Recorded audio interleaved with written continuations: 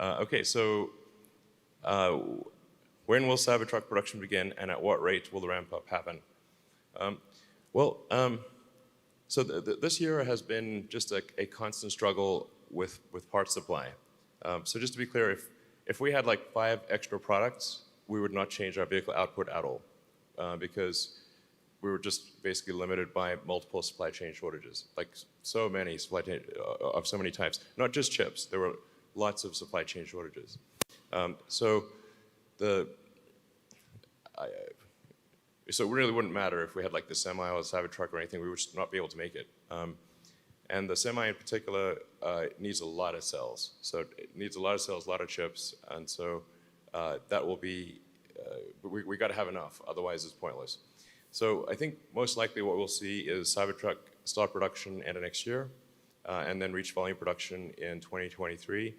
And hopefully we can also be producing the Semi and the new Roadster in 23 as well. So we should be through our severe supply chain shortages in 23. I'm optimistic that will be the case. Let's see, will we do a stock split? Well, maybe not yet. Maybe we'll consider a stock split at some point in the future, but I think we'll not quite do that quite yet.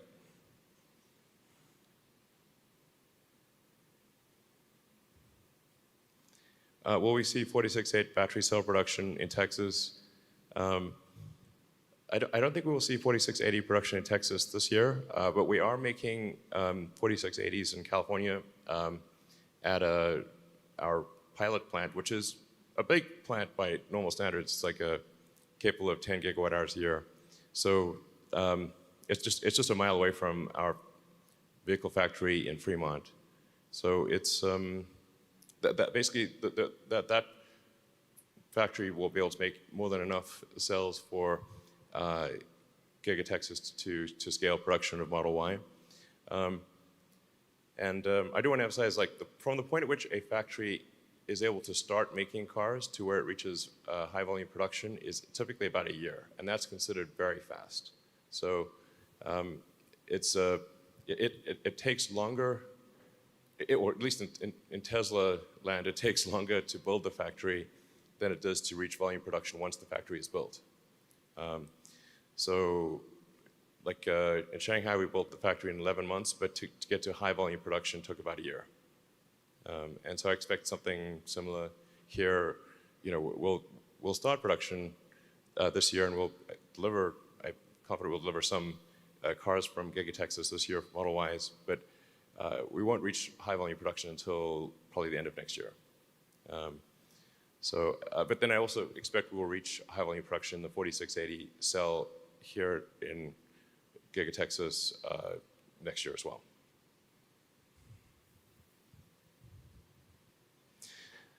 More factories. Man, it's hard to build a factory. Yeah, I've said many times that prototypes are easy, production is hard. Like, you know, or whatever, it's like 1% inspiration, 99% perspiration. But I think for high volume production, it's like 99% perspiration.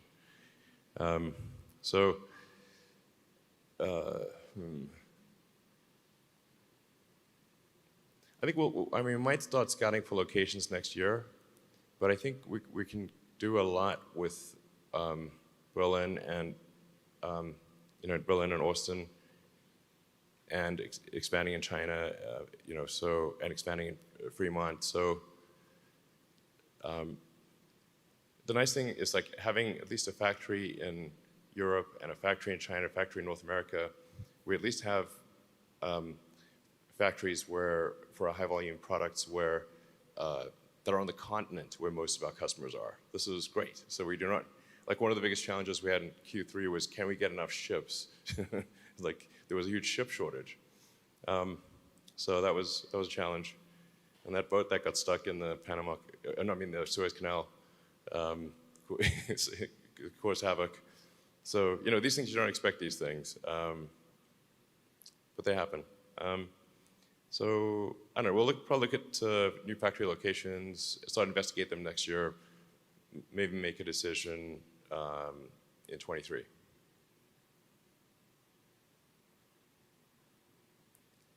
Does Tesla plan to offer dividends?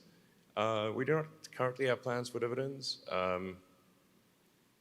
I do kind of feel like the time when a company offers dividends is, it's kind of cresting the hill, if you will. It's usually not, they've run out of things to invest internally. We've not run out of things to invest in internally by a long shot.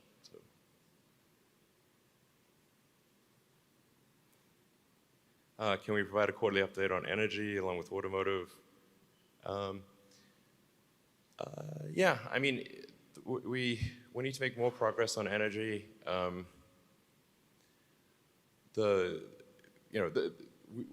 This year has been limited. Like I said, the chip shortage, the same chips go into our stationary battery packs as in the cars, and we prioritize the cars. So, and we need the inverters for solar and that kind of thing. So, this year has not been a good guide for progress in energy. I think next year it will be probably a good guide, and we can start providing updates that I think people would interpret correctly, as opposed to, having to explain, well, we either had to short cars or energy, and we picked cars. So, all right. Yeah, Model 2 is not a car. There's no Model 2. The 3 means E. So we're Model 3. We try to get we're going to call it the Model E, but then Ford threatened to sue us, and so we said, well, let's call it the Model 3. So it's S3XY instead of, Anyway.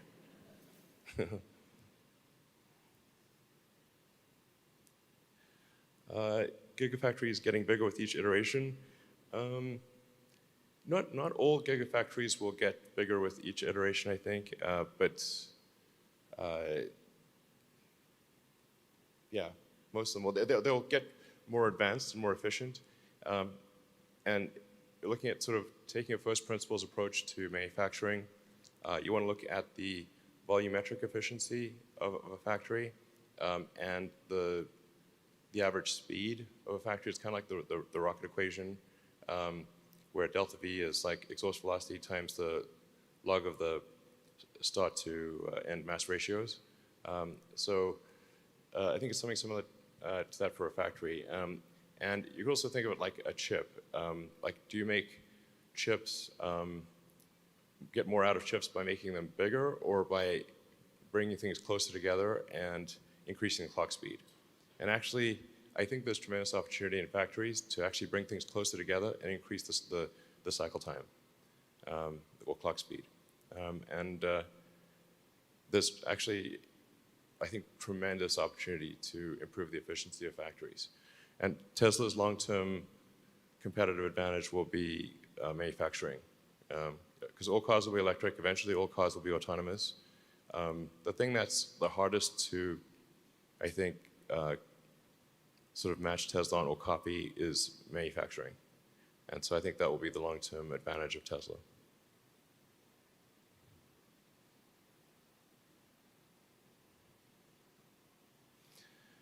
Yeah, limiting factor to growth is engineering. Yeah, there's really not a factory stamping out amazing engineers. So it's hard to, you've got to basically recruit people. You've got to kind of train them in the right way, and this just takes time. And sometimes companies think you could just hire anyone with an engineering degree, slap them together, and get amazing stuff. This is not the case at all. Often adding more engineers to a program makes it go slower. So, and the excellence of an engineer matters tremendously. There are the huge differences in engineering talent that boggles the mind. But I do wonder today, if Nikola Tesla applied to Tesla, would we even give him an interview? I'm not sure we would. You know, it was like, we should, obviously. That does concern me. Like, I think we could do a better job of vetting resumes. And really, we're just looking for evidence of exceptional ability, like not whether somebody graduated from a particular school or whatever, but like just 3 bullet points, evidence of exceptional ability. And do you say wow after you read those 3 bullet points? Then great. That should be the approach. Okay.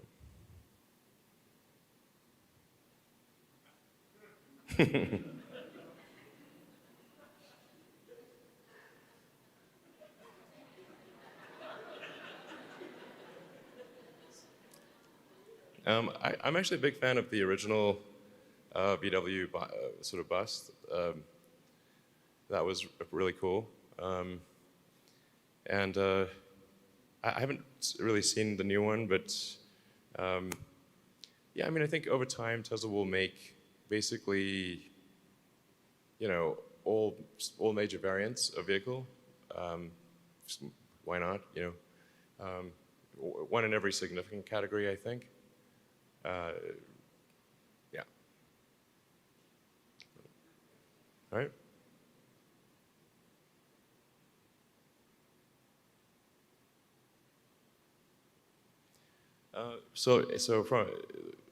I guess people can see these slides, right? So no need to read the question. Yeah, I think we're actually making rapid progress with Solar Roof. Solar in general and energy in general got kind of shortchanged for a couple of years there because we're desperately trying to make the Model 3 and reach volume production. So we just moved everyone from anywhere in the company that could possibly work on Model 3 was working on Model 3. It was all hands on deck, as you know. So there's just a couple of years where we just, if we got to save, if Model 3 fails, the whole company's dead. So we're just going to move everyone from Solar, from everywhere, to help with Model 3. So we're a couple of years behind on that. But I think we're now making rapid progress with the Solar Roof, and in particular with new home builders. Obviously, the most efficient way to get a solar roof is to put it on, put a roof on once, instead of, like doing retrofit is obviously fundamentally more expensive than doing solar roof on new homes. So we now have relationships with a number of new home builders, and we expect those to gather significant momentum, and then we're going to have a campaign which is kind of like, well, I'm dating myself here. I want my MTV. So I want my solar roof. Where is it? So, I think we'll just get people actively asking in new home developments, well, does it have a solar roof and a Powerwall? Because then, you generate your own power, and you can help stabilize the rest of the grid using the Powerwall. And we're doing this in partnership with utilities. Like, the thing that I think people need to appreciate is that there's a lot more electricity production that needs to occur as we move to an electric vehicle future. For 2 homes where both cars are electric, the electricity usage will approximately double. And so if you don't have local power production at the homes with a battery, because the battery's got to buffer the power. Otherwise, if you just have solar without batteries, it causes these massive waves in the grid, and so you have to have the batteries to stabilize the grid. But those batteries can then act collectively to stabilize the whole grid, and that's software that we've developed that is, I think, first going to go into use in Australia. That's going to be, I think, quite compelling. But you really need for a sustainable energy future, you have to address electricity at the homeowner level. This is essential. But there will still be a very prosperous future for utilities because electric power will approximately double, and then if you transition heating to electric as well, it approximately triples. So this is a lot of work, both at the local level of electricity distribution and at the utilities. Utilities got to expand, and there's got to be solar and batteries at the homeowner level. But having a Tesla Solar with battery means that you have power no matter what. If the utility shuts you off or for any reason, you still have power. When I was here in the Austin blizzard, it's like I was staying at a friend's house, but he didn't have the solar roof and battery, so I'm sitting in the dark, in the cold. And I was like, okay, it really brings home the need for the solar roof and battery. So anyway, so I think that's going to see, I think solar roof will see massive growth in the years to come. Yeah, the 10.2 is going out tomorrow night. Yeah. Anyway, this is too much inside baseball on FSD, but we're going to start rolling out the FSD beta to all customers with a perfect safety driving record tomorrow night at midnight California time, and then we'll see how that goes. And we want to be very cautious about the rollout. If that's looking good, then we'll, because there's like a little over 1,000 people that have a perfect score, then we'll start giving it to people with a 99, 90, 98, 97, and so forth. We'll probably have to have some cutoff. It's like 60%. I don't know. I don't know. But it's got to be. We're looking for people who are extremely conscientious drivers for the beta program. But it's looking really good. I actually drove here from the friend's house I'm staying at in Austin, which is quite far away and has quite a complicated drive. And the car took me all the way from my friend's house to the Gigafactory with no interventions. So perfect drive. Yeah.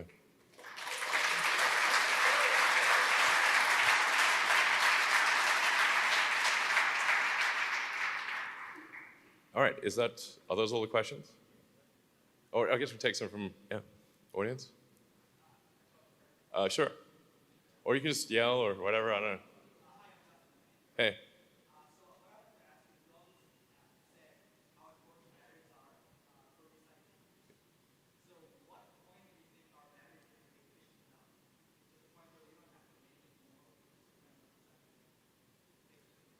When will we not need to do any more mining for batteries?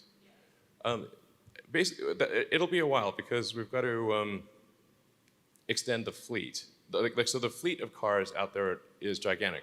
There's about 2 billion cars and trucks in use in the world. So that's a lot. So annual global capacity for vehicles is 100 million a year, roughly. Which kind of makes sense. Like cars and trucks tend to last about 20 years before they go to the junkyard. So that's an important statistic to bear in mind. Like even if all cars and all vehicles were electric tomorrow, it would still take 20 years to change out the fleet. So I think people don't, you see a lot of noise and sort of stories about electric vehicles, but the fleet is what matters. And still, it's basically rounds down to nothing. If you look at total fleet of vehicles on Earth, and electric cars at this point, I think, are still well under 1% of the fleet. So, but I don't know, probably 30 years-ish, 30, 40 years? Yeah, it's not bad. Yeah. Yeah, and I think, just to clarify a few things that are sometimes misunderstood out there, lithium is extremely plentiful. It is one of the most plentiful things on Earth. It is not rare at all.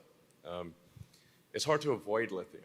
If you said, well, where can we dig a bunch of rock that doesn't have some lithium in it, you would have a hard time. It's in seawater. Basically, lithium is a salt. So where is there salt? There's a little bit of salt pretty much everywhere. So it's lithium everywhere. So that's not an issue. Also, lithium is only like maybe 1 or 2% of the cell. And so the actual thing that matters is the cathode. Most of our, actually, our long-range vehicles use a nickel-based cathode, and sometimes people think it's a cobalt-based cathode. No, cobalt is used in phones and laptops, but we use nickel because nickel has higher energy density for our long-range vehicles. But for our standard range vehicles and for stationary storage, I think all of that will move to iron-based, iron cathodes. And iron is also extremely plentiful. Nickel is not rare, but there's, I don't know, maybe 10 to 100 times more iron than there is nickel. So, so moving to an iron-based chemistry, which is sort of finally at the point where it's competitive on range when combined with an efficient powertrain. I think that will be the vast majority of batteries in the future will be iron-based. So I do not see any shortages. It's just a question of making all the equipment to kind of process that into a cell and then into a pack.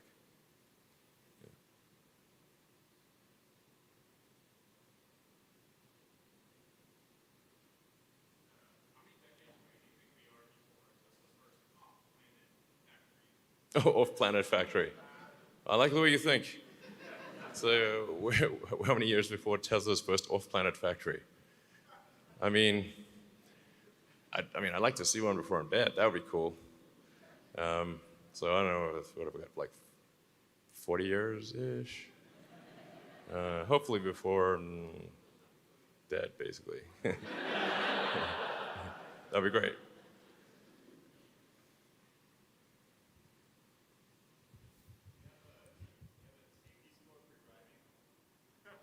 What's my safety score?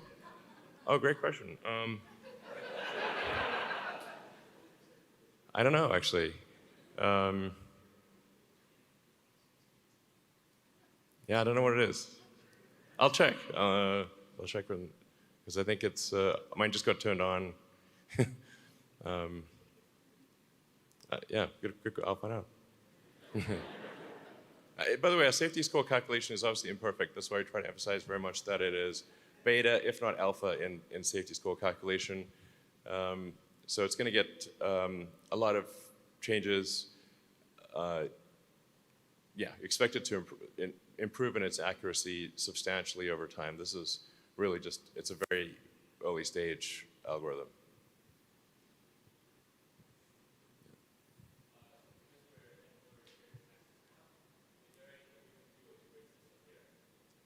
Oh, is there anything we can do with the grid system here?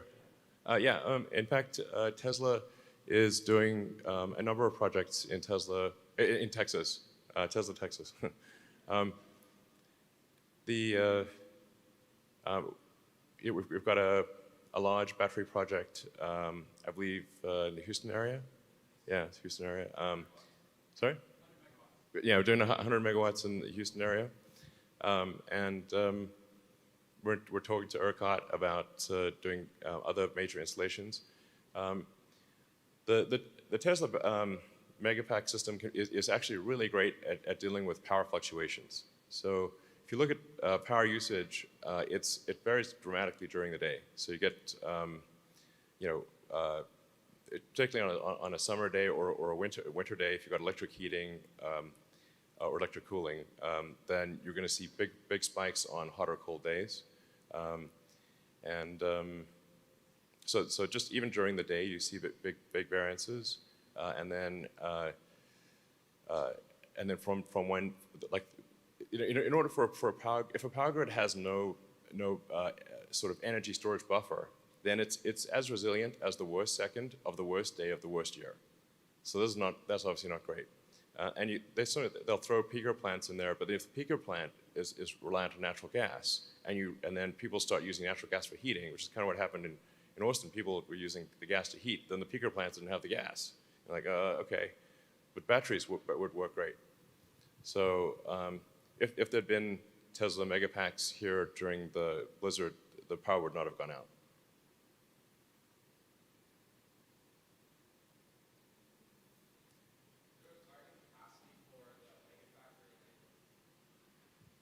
Target capacity for the Megapack factory. No, I don't actually know what the target capacity is, but it's big. 40 gigawatt hours. Okay, 40 gigawatt hours. Yeah. Actually, that's an example of where we are expanding, also where we're expanding manufacturing in California. So this is in Lathrop, California. We just opened a big megapack production facility.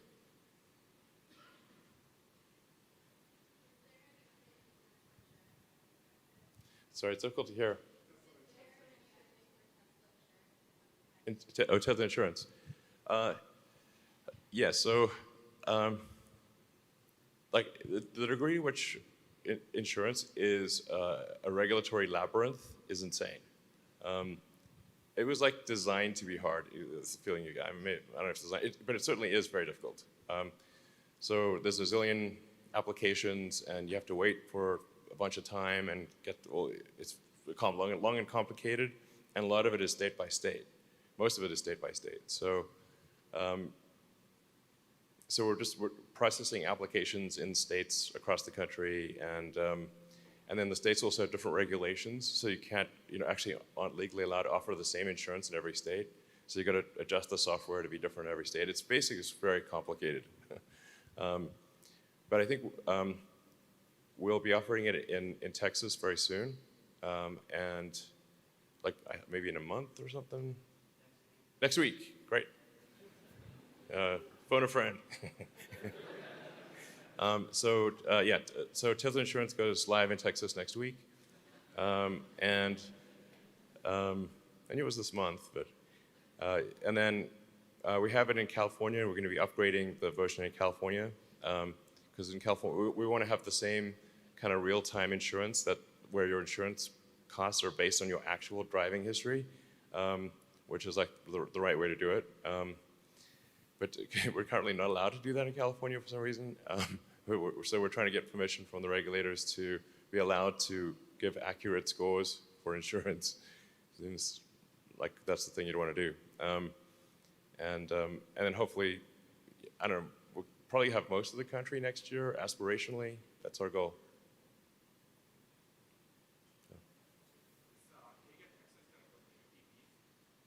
I'm really getting into the weeds here. So we're definitely going to be making Cybertruck here, and so probably the ATV too. So the ATV is an interesting design challenge because ATVs are pretty dangerous, and so we want to make an ATV that is the least dangerous ATV. So if you're going to ATV, well, you might as well have the least dangerous ATV, So it'll have a really low center of gravity because the battery pack will be down low, and I think we can do some things with the suspension. Just make it really hard to roll this thing, So because when ATVs roll is when bad things happen. So it's going to be the ATV that won't roll. So it'll be cool. You got to have one with a Cybertruck, Okay, so I'll take one last question. Yeah.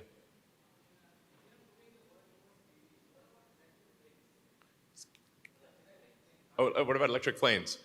Yeah. Well, we have a lot on our plate here. But electric planes, I've been dying to do that for a decade, honestly. But we got quite a few fish to fry here. So maybe one day the electric plane. And battery energy density is improving every year, so that's an important metric to get the cell energy density to around 450, 500 watt-hours per kilogram, and have a pack efficiency of around 400 watt-hours per kilogram. That's when electric planes start to get interesting. So I don't know, it'd be a fun problem to work on at some point, but we got a lot to do over the next few years, so we're going to focus on these things, get them right, and then maybe one day do that. All right, thanks everyone for tuning in. Thanks for being here. Right.